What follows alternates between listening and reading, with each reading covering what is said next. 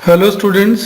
आज हम issue of share का प्रोराटा का टॉपिक देख रहे हैं। उसके लिए हम क्वेश्चन नंबर 61 जो ले रहे हैं, a company issued for public subscription 60,000 equity share of 10 each at a premium of 4 per share. इसका अपन डेटा सेट करते हैं।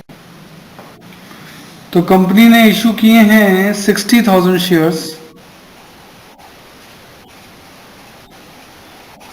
At the rate of 10 eight a premium of 4। 4 रुपये प्रीमियम पे शेयर इशू किए हैं।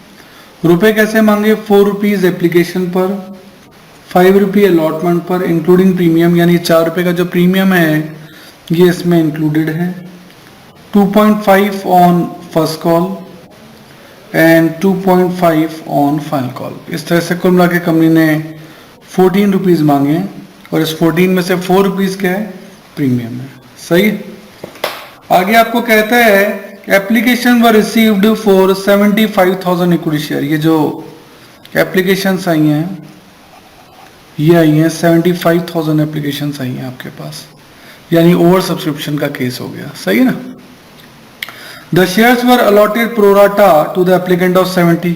इनमें से 70 शेयर्स को आपने प्रोराटा शेयर दे दिए। प्रोराटा यानी इनको शेयर को रिजेक्ट नहीं किया।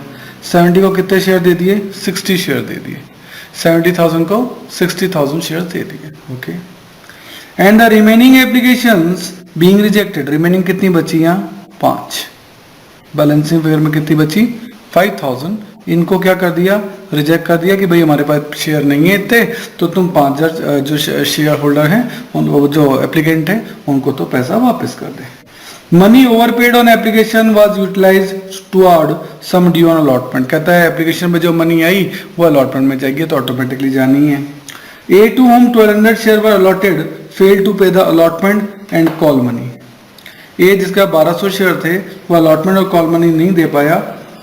ठीक है, तो अलॉटमेंट एंड कॉल, कॉल से मतलब यहाँ दोनों हो गए। तो ए के पास 1200 शेयर थे और उसने ये पैसे नहीं दिए।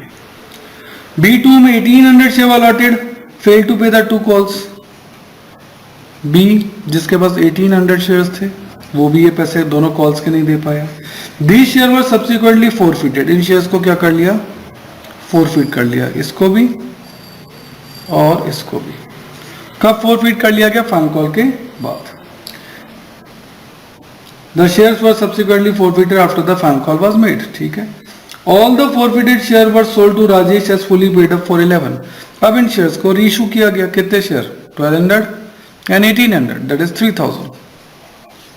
3000 शेयर्स को रीइशू किया गया एट द रेट ऑफ 11, जबकि शेयर कितने का था? 10 का, यानी 1 रुपये क्या हो गया?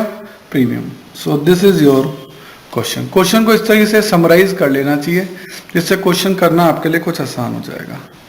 ओके, तो अब एंट्री चालू करें। तो सबसे पहले आपके पास एप्लीकेशन मनी आएगी।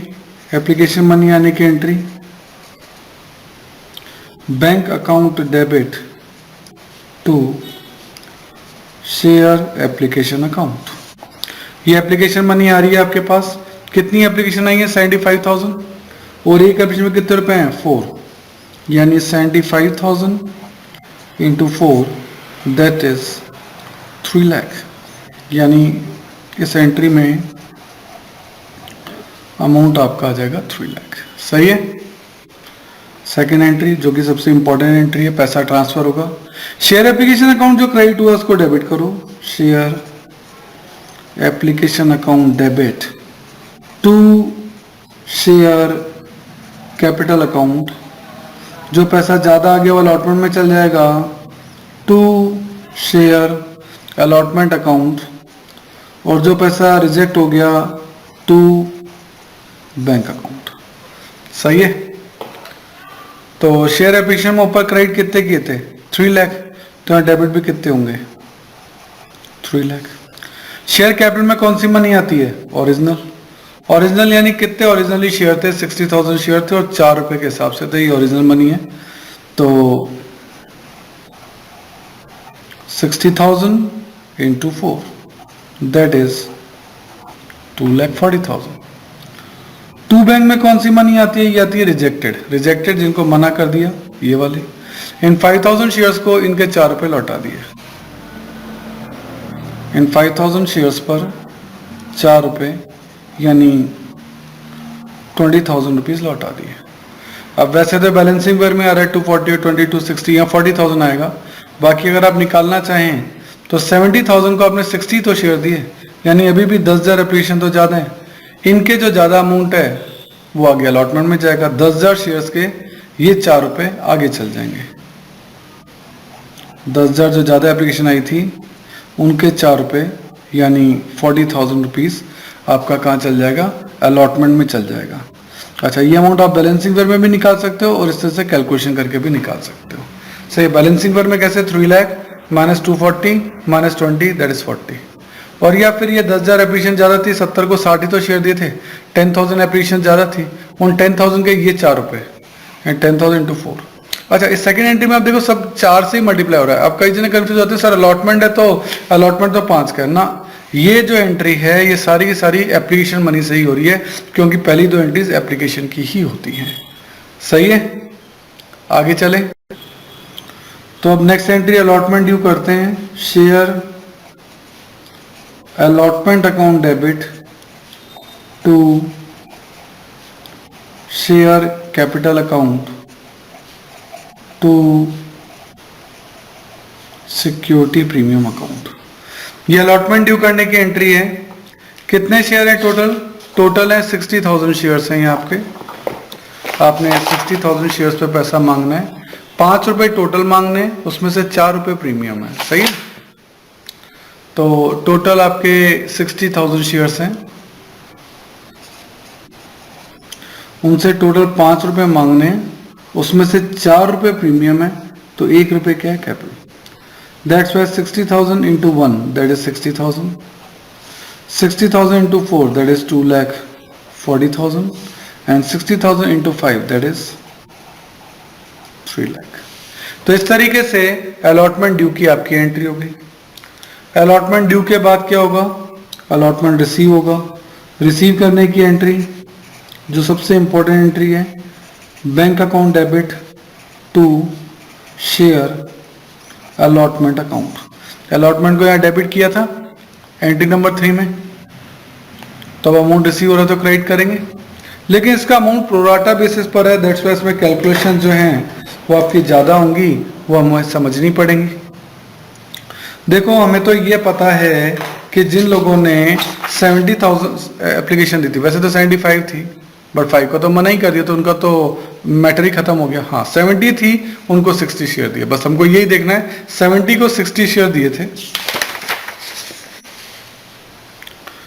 वर्किंग नोट नंबर 1, वैसे लास्ट में बनाना है पर समझाने के लिए मैं यही बता रहा हूँ।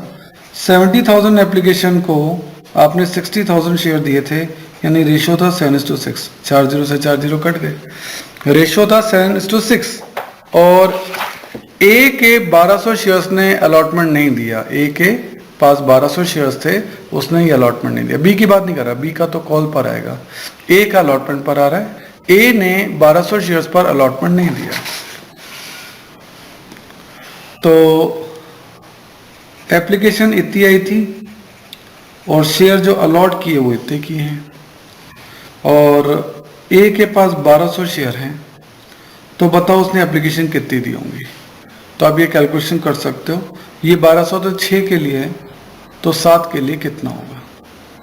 सही है, ये 1200 जो है वो तो 6 के लिए है, तो 7 के लिए कितना होगा 1400। इसका मतलब एप्लीकेशन आई होंगी 1400। भाई 7:6 है, इसको भी ध्यान से देखिए, 7:6 ही है, तो इसका मतलब इन्होंने 200 एप्लीकेशंस ज़्यादा दी होंगी।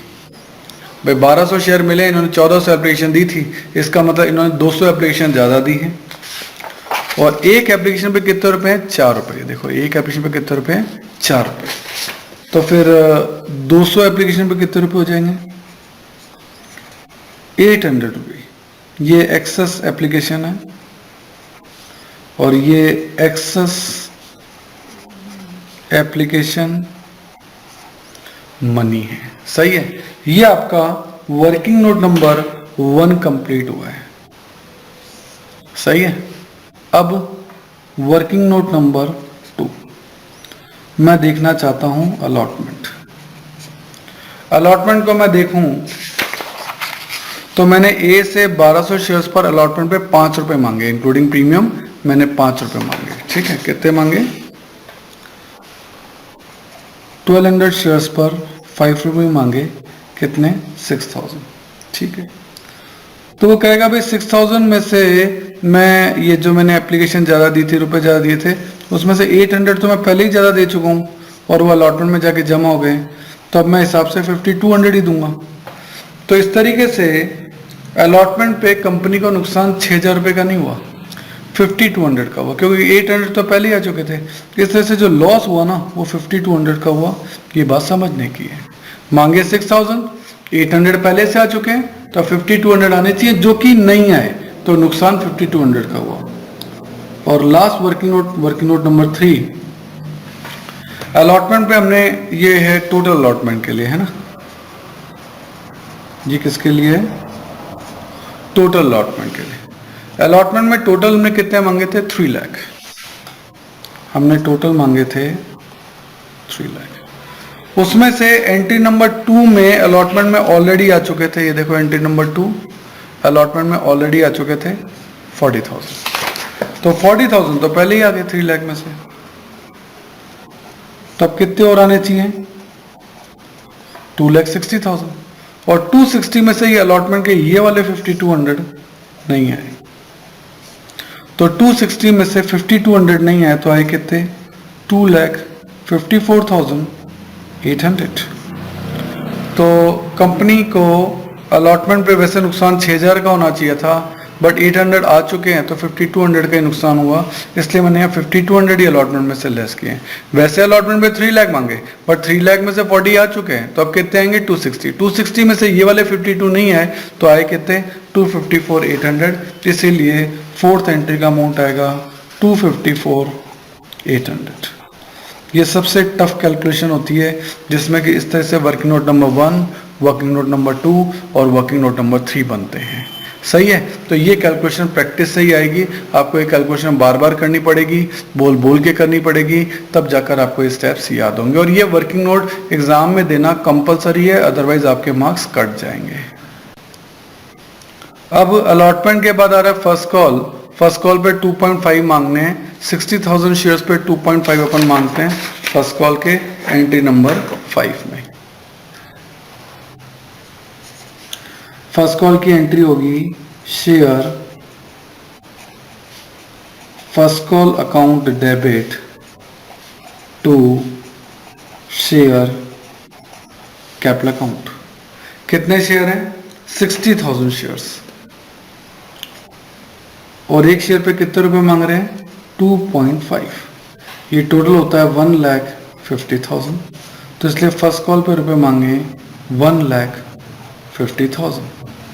ठीक है जी, फर्स्ट कॉल डी हो गई। अब फर्स्ट कॉल रिसीव करेंगे एंट्री नंबर 6 की एंट्री होगी bank account debit to share first call account. First call पे रुपए मिलेंगे अब आपको, लेकिन हम जानते हैं कुछ लोगों ने पैसे नहीं दिए। कौन कौन है देखें जरा। फर्स्ट कॉल पे ए ने 1200 शेयर्स पे पैसे नहीं दिए और बी ने 1800 शेयर्स पे भी फर्स्ट कॉल नहीं दी, तो 1200 एंड 1800 3000 शेयर्स पर 2.5 की मनी रिसीव नहीं होगी। 3000 शेयर इंटू 2.5 आपको रिसीव नहीं हुआ, तो फिर कितना रिसीव हुआ वो हमें देखना पड़ेगा। 3000 शेयर्स पर 2.5 रिसीव नहीं हुआ, तो ये हो गया 7500 रिसीव नहीं हुआ। सही है, मांगा कितना था? 150। 150 में से 7500 रिसीव नहीं हुआ, तो फिर रिसीव कितना हुआ? रिसीव हुआ 142,500। तो इसलिए यहाँ अमाउंट लिखा जाएगा 142,500। सही है, ये हो गई entry number 6। Now entry number 7 final call मांगते हैं। Entry share final call account debit to share capital account. Final call पे कितने रुपए मांगने हैं देखें। 60,000 शेयर्स हैं, उन पे फाइनल कॉल पे 2.5, तो वही 60,000 इंटू 2.5। 60,000 शेयर्स पर 2.5 मांगने, वही 1,50,000 जो फर्स्ट कॉल में आया था, ये रहा 60,000 इंटू 2.5, तो 1,50,000 रुपीज आपने इस पे भी मांगे। ये लो फर्स्ट कॉल पे, फाइनल कॉल पे मांग लिए। अब फाइनल कॉल मांग लिए तो फाइनल कॉल पे रिसीव की एंट्री करनी है। रिसीव की एंट्री क्या होगी? Bank account debit to share final call account. ठीक है, कितने रुपए ने लोगों ने पैसा नहीं दिया? वही ए ने 1200 शेयर्स पे पैसे नहीं दिए, बी ने 1800 शेयर पे, यानी 3000 शेयर्स पे 2.5 नहीं आए। वही सेम कैलकुलेशन है, 3000 शेयर पे 2.5 नहीं आए, तो 7500 रुपीज आपके पास नहीं आए, है ना। तो आपने मांगे कितने थे? मांगे थे आपने 1,50,000, उसमें से सेम यही 7500 रुपीज नहीं आए, तो फिर आए कितने? 142,500, सेम अमाउंट आ गया। ये लो जी। नाउ फाइनल कॉल तक के तो हो गए, सबके दो दो स्टेप हो गए, 8 एंट्री हो गई। नाउ फाइनल कॉल के बाद है फोर फीचर। इन दोनों शेयर्स को मैं एक साथ ही फोर फीचर कर रहा हूं क्योंकि सारे के सारे रीइशू हो रहे हैं। सही है, सारे के सारे रीइशू हो रहे हैं तो आप एक साथ कर सकते हो, कोई दिक्कत नहीं है। तो एंट्री नंबर 9 बहुत इंपॉर्टेंट एंट्री है। Share final call account debit security premium account debit to, क्या नहीं दिया? अलॉटमेंट नहीं दिया तो to share allotment account. First call नहीं दी तो to share first call account, और फाइनल कॉल नहीं दी तो to share final call account, और जो दे दिया to share forfeiture account. काफी बड़ी एंट्री है। कितने शेयर को फोरफीट करना है? 1800 एंड 1200, 3000 शेयर्स को फोरफीट करना है ना। 1800 एंड 1200 ए और बी दोनों के शेयर है।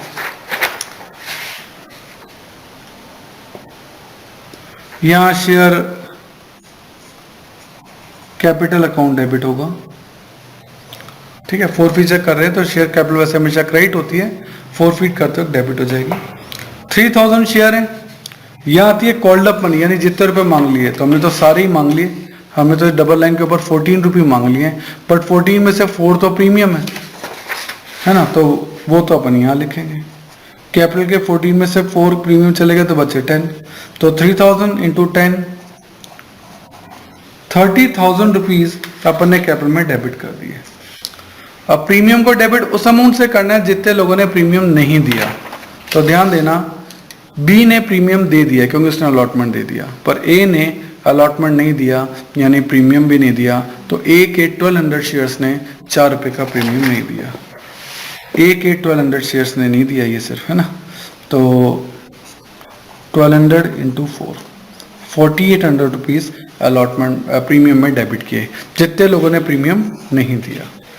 अलॉटमेंट में कितने रुपए नहीं आए वो अपन ने वर्किंग नोट में निकाले थे ये फोर्थ एंट्री के लिए कि अलॉटमेंट में नुकसान 5200 का हुआ, इसीलिए आपने 5200 यहाँ माइनस किए हैं।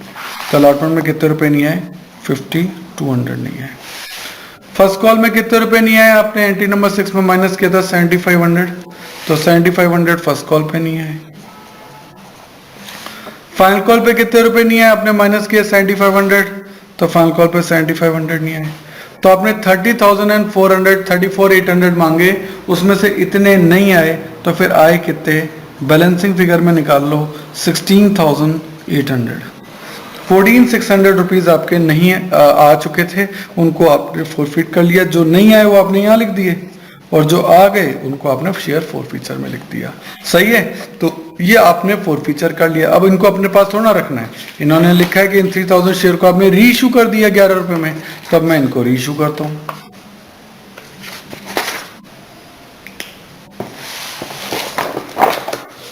ये है एंट्री नंबर 10, रीइशू कर रहे हैं। Bank account debit to share capital account to security premium reserve account. क्योंकि मैंने प्रीमियम पे इशू कर रहा हूं, 3000 शेयर है, 10 रुपये का एक है, 1 रुपये प्रीमियम पे हमने 11 में रीइशू कर दिया।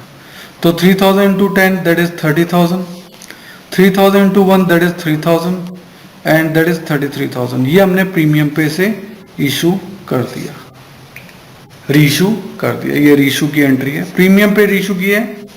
नाउ अब शेयर फॉरफीचर का बैलेंस ट्रांसफर किया जाएगा share forfeiture account debit to capital reserve. Share forfeiture में यहाँ अमाउंट था 14,600, उसमें से डेबिट कुछ हुआ नहीं है, दैट्स वाई 14,600 माइनस डेबिट कुछ हुआ नहीं है, तो 14,600 ही बच रहा है।